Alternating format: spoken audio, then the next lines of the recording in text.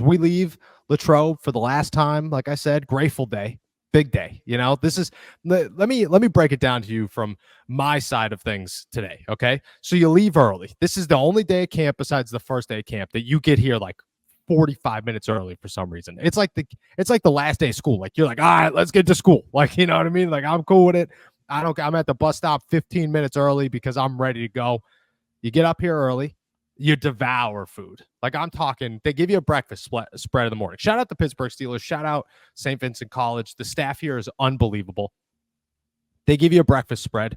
I ate cereal before I came here because I got to start my day with some Special K. They tell me that's how you lose weight. Then slammed a parfait, slammed a McMuffin. Won't lie to you, ate some fruit as well. Like 4 coffees, went to lunch, ate way more than 4 slices of pizza, a burger, ice cream, 2 cookie sandwiches, and a brownie for the road. I'm feeling fantastic, let me tell you. And then you watch some football. So shout out to the crew up here. It's a fantastic time. I'm sad to leave, but we learned a lot, dude. We learned a ton. And I want to break down just a handful of winners. We'll start on the offensive side of the ball, then we'll dive into the defensive side of the ball. I think the biggest winners, here we go. It's already starting. Brandon Ayuk watched 49ers practice on sideline near goal line. I mean, that's near the goal line by himself. Oh, wait. Until team drills reached red zone. General manager John Lynch gave him a handshake and pat on the back. BA looked interested in a red t-shirt, black shorts. I mean, dude. It's been minute-to-minute updates, but I think we're getting a little too many minute-to-minute updates at this point. Yeah, this is hilarious. All right. For those of you who actually want to talk some football and not Brandon Ayuk's wardrobe and where he's standing at practice, the winners on offense, let's start there because I think there's some good ones and some optimistic ones.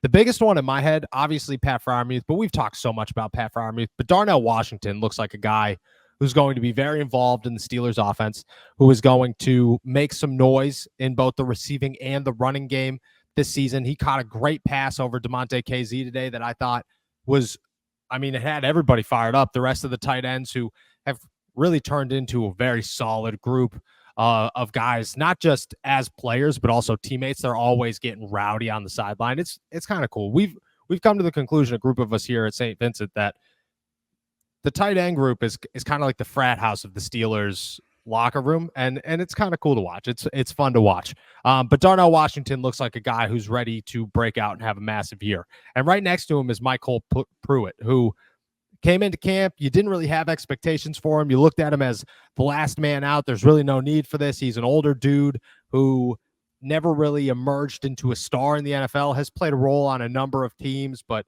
is probably just a body to help people adjust to Arthur Smith's offense. I think he's come in here and he's proven a lot, and in my eyes has earned a roster spot for the Pittsburgh Steelers because he could do everything. He could play special teams. He could catch the football. He could pass block. He could play fullback. He could play tight end. I like him pretty much everywhere. He's not as big as you thought he was going to be, but you could tell he packs a punch.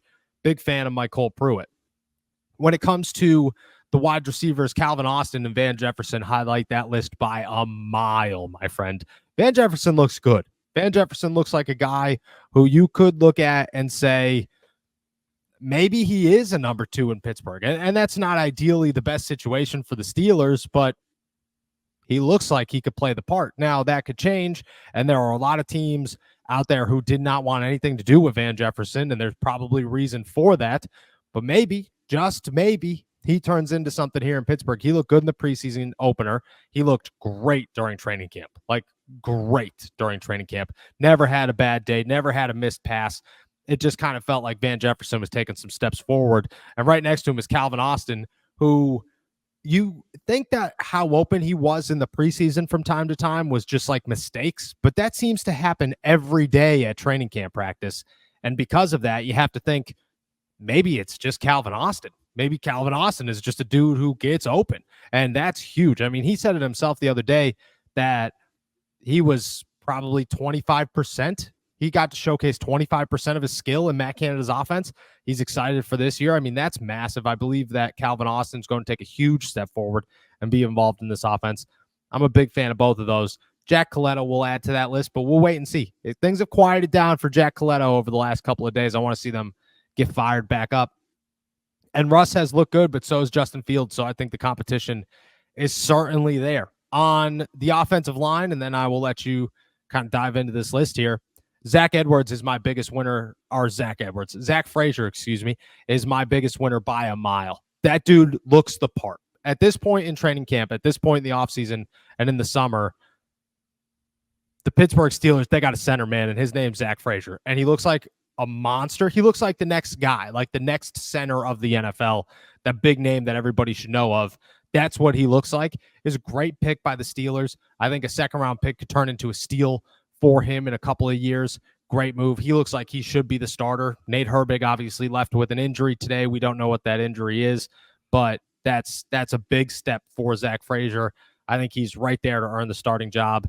He's my winner on the offensive line. Spencer Anderson could add his name in there as well, getting some starting reps and looking good from time to time, but I still think there's some growth there. Zach's my big one. This show is sponsored by BetterHelp. Have you ever found yourself scrolling on social media, maybe spending too much time on whatever platform you're addicted to and thinking, man, why am I feeling down? Why do I find myself not finding the joy that social media is supposed to give me? That's because comparison is the thief of joy, and it's easy to envy other people's lives, but therapy can help. It can help you focus on what you want instead of what other people have, so you can start living your best life. I'm somebody who's advocated for therapy for a long time. You constantly see me wearing the sweatshirt, going to therapy is cool. I've reaped the benefits for years, and I think everybody who's thinking about it should add that to their agenda as well, because in one way or another, it's very helpful. If you're thinking of starting therapy, give BetterHelp a try. It's entirely online, designed to be convenient, flexible, and suited to your schedule. Just fill out a brief questionnaire to get matched with a licensed therapist, and you can switch therapists at any time for no additional charge. Stop comparing and start focusing with BetterHelp. Visit BetterHelp.com/allsteelers today to get 10% off your first month. That's BetterHelp, HELP.com/allsteelers. That's my list. On offense, it's easy. Pat Freiermuth, Mike Cole Pruitt, Van Jefferson, Calvin Austin, Zach Frazier. And then you could toss the quarterbacks in there if you want to, but I'm trying to avoid the quarterback situation as we progress through there. Anybody stand out? Anybody you think I missed? The one person that stands out a lot to me is Van Jefferson. I mean, there were questions of who's going to emerge as the wide receiver 2 in-house. Obviously, there's all the, outside noise with Ayuk and everything else going on. I mean, Juju has been a topic of conversation this week, but Van Jefferson's the guy that has really stepped up in Latrobe over the last couple of weeks. You talked about it yesterday, the 300 catches after practice. The one day that I was there, he looked gassed, and I was like, 300 catches. Yeah. You think about that and you're like, yeah, that's a nice little added bonus. And then you look at them actually doing it and how long they're out there doing it. And you're like, man, this really, it's more than just catching a ball, right? It teaches you a lot more. It molds a lot more. And I think that watching him in team drills and everything else like that, from what I've seen, this is a guy that has really impressed me based on what my opinions were of him when they showed up a couple weeks ago. I'm excited to see what he does with the opportunity, because as you mentioned, he's been in a lot of offenses that have a lot of options. Right now, the Steelers, they have some options, but if he can emerge, he can become one of those, second, third options for the Steelers offense in their passing game. And if that's the case, maybe he does have, kind of a revival type year where you see him look like he did in his best season back in LA. Yeah, I agree.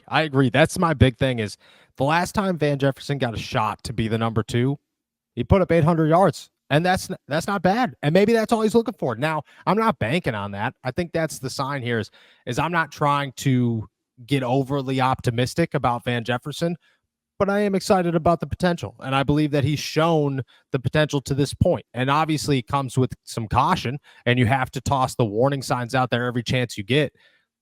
But I'm excited about Van Jefferson, man. And I think that he's got the speed and the hands and is putting in the work to make this happen. And sometimes all you need is that opportunity. He's still young enough to make that opportunity last. I'm excited to see where they're at, see where he is at by the end of the preseason. On the defensive side of the football, the list is probably just as long. You start with the defensive line. Obviously, Keanu Benton is a monster, my friend. A monster. That guy didn't have a bad play out here. In 3 weeks of training camp and a weekend of football where he only played 2-3 series, Keanu Benton looked fantastic. He looked so good at every moment, in every opportunity. It was crazy.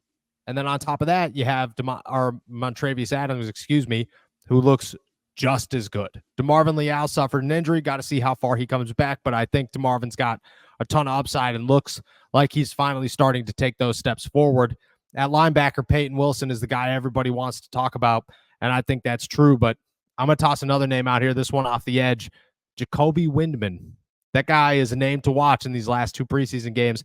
I'm excited to see what he brings. He's looked good the last couple of weeks at training camp. I was talking to some Michigan State alum today who were telling me, if you go back and watch that team the last 2 years, it is clear as day that Jacoby is the best player by far in that roster and on that defense. So it's exciting to see what he can bring to the team. In the secondary, I mean, Deshaun Elliott is the big one. Beanie Bishop's another one. And while he is a winner, I think the Steelers are becoming a little bit more cautious about him being a starter and starting to say, okay, look, yeah, it was cool. He looked really good in camp. Didn't look that great in the preseason game. He's got to have another opportunity to prove himself. But with Grayland Arnold getting hurt today, you got to wonder what's going on there. So he would be a name to watch, both Beanie and Grayland. And I guess Corey Trice could be tossed in there as a winner late. He's a guy that has taken a lot of first-team reps in Dante Jackson's absence, a guy that the Steelers clearly trust. I don't know how much trust he can build on, or I don't know how much trust he's deserved, but he looks good. He's a name I'm keeping an eye on in this next preseason game, and I think he gets the start, and I'm curious to see what he looks like against Buffalo. But that would be my list. Not as long as offense, but I believe it's a good one. Yeah, the one that obviously stands out is kind of the role reversal from OTAs to training camp with Darius Rush and Corey Trice. Trice obviously wasn't really participating in OTAs and minicamp. They were still slow playing his return from that knee injury that he suffered last year. But since he's gotten back on the field, he's progressively gotten more and more opportunity from the Steelers defense. And I think he's taken those opportunities and he's looked pretty good in them. Meanwhile, Darius Rush is a guy who was red hot through all of OTAs. And then, you show up to Latrobe and it seems like he's kind of faded into the back a little bit to the point where you put out your 53-man roster projection after the first training preseason game.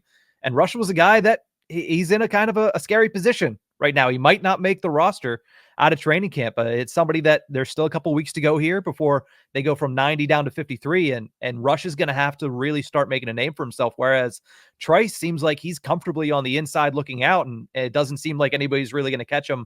And it seems like he's destined to kind of be that cornerback 3. Maybe not at the beginning of the season, but it is destined to be that by the end of this season.